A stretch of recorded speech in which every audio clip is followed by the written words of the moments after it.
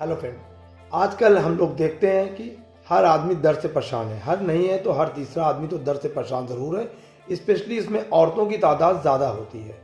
उसकी बहुत से रीज़न होते हैं दर्द के। एक तो कुछ चीज़ें ऐसी होती है, औरतें दिन भर काम करती हैं किचन वगैरह में, और जैसे ही किचन से निकलती हैं वो बाथरूम चली जाती हैं, तो गर्म बॉडी पे पानी पड़ता है। इससे भी एक गठिया का रीज़न है, अर्थराइटिस होने का बहुत ज़्यादा चांस होता है।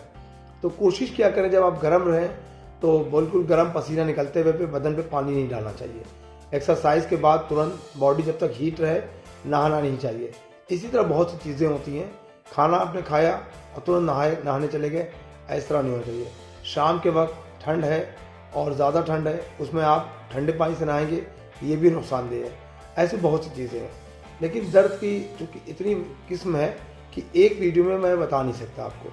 अभी मैं आपको बताना चाह रहा हूँ कि जैसे बहुत पहले 2-4 साल 5 साल पहले चिकनगुनिया के जिन लोगों को चिकनगुनिया होता था, चिकनगुनिया के ख़त्म होने के बाद भी उनको पैरों हाथों में दर्द होती थी, बैठ के उठने में उनको प्रॉब्लम होती थी। अक्सर लोग जो कमोड इस्तेमाल करने लगे उस बीमारी के टाइम, वो कमोड उनका छूट नहीं पाता है। तो अभी मैं बात ये कर रहा हूँ कि अभी मैं फ़ीवर की बात करता हूँ। अभी जो फ़ीवर आया है, उस फीवर के ख़त्म होने के बाद भी वैसे ही सेम दर्द हो रही है जैसे पहले चिकनगुनिया में हुआ करती थी। जबकि इस फीवर में टेस्ट में न चिकनगुनिया का सिम्टम है और न ही डेंगू का कुछ मामला निकलता है, लेकिन दर्द बहुत ज़्यादा होती है। किसी किसी को तो बहुत ज़्यादा होती है, उठने बैठने में दिक्कत, चलने फिरने में दिक्कत। तो इस तरीके से आप लोग परेशान बहुत ज़्यादा होते हैं। तो ज़्यादा परेशानी की बात नहीं है। हमारे यूनानी हर्बल में इसकी मेडिसिन है। एक है हब्बे असगन, 2 गोली सुबह शाम हमदर्द का हब्बे असगन, और औजाई कैप्सूल एक कैप्सूल दिन में 3 बार आप यूज़ करें। ये आपको काफ़ी राहत देगा। इसके साथ एक अगर खमीरा मरवारिद आपने यूज़ कर ले तो और बेहतर है, क्योंकि खमीरा मरवारिद हार्ट से लेके कैल्शियम इम्यूनिटी सिस्टम के लिए बेहतरीन एक प्रोडक्ट होता है। तो ये 3 प्रोडक्ट आप कम से कम फीवर ख़त्म होने के बाद ले लें तो बेहतर है। तुरंत लें, जितने जल्दी लेंगे उतने जल्दी क्योर होंगे। हम लोग तो खुद यूनानी ट्रीटमेंट चूँकि फीवर का करते हैं, तो मैंने तो ये देखा है कि अगर हम लोगों ने लिया तो हम लोगों को दर्द होती ही नहीं है। यानी जिस तरीके से फीवर ख़त्म होने के बाद अदर मॉडर्न मेडिसिन वालों को दर्द रहती है हफ्तों महीनों कई महीने, तो यूनानी मेडिसिन यूज़ करने वालों के साथ ऐसी कोई प्रॉब्लम नहीं होती है। पर प्रॉब्लम ये होती है, यूनानी मेडिसिन फीवर के लिए ऐसी होती है कि वो 1-2 खुराक में असर नहीं दिखता है।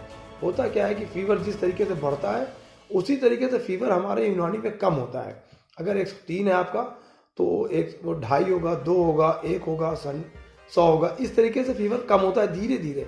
एलोपैथ मेडिसिन यानी मॉडर्न मेडिसिन जैसा हमारे यहाँ मेडिसिन नहीं होती है कि आपने ये टेबलेट खाई और फीवर गायब, अगले 3-4 घंटे बाद फिर फीवर बढ़ा, आपने फिर मेडिसिन खाई, फिर फीवर गायब। हमारे यहाँ ऐसा कुछ नहीं होता। इसलिए यूनानी ट्रीटमेंट अगर आप करते हैं तो आपको सब्र करना पड़ेगा। मान के चलिए कम से कम 3 से 4 खुराक जाएगी, तब आपका फीवर कम होगा। ऐसा नहीं दवा असर नहीं करती। दवा असर करना शुरू करती है, मगर उसके असर करते करते फीवर 2 से 2.5-3 हो जाता है, उसके बाद रिटर्न होता है। तब तक आदमी कंफ्यूज होता है और मेडिसिन खाना बंद कर देता है। तो खैर, अगर आप यूनानी पे नहीं आप बिलीव करते हैं या नहीं करते हैं तो कम से कम दर्द के लिए तो आप दवा खा ही लें। वरना जो लोगों को यकीन है और जो लोग मेरी ट्रीटमेंट कर चुके हैं वो जानते हैं कि बहुत बेस्ट मेडिसिन होती है। जब बहुत लंबे लोग फीवर से परेशान होते हैं, टाइफाइड तक से, बाद में महीनों सालों तक किसी किसी का फीवर रहता है, तो उसका सबका ट्रीटमेंट यूनानी में बेस्ट ट्रीटमेंट है। अदर वीडियो में मैं दूसरे दर्द के बारे में भी बात करूँगा।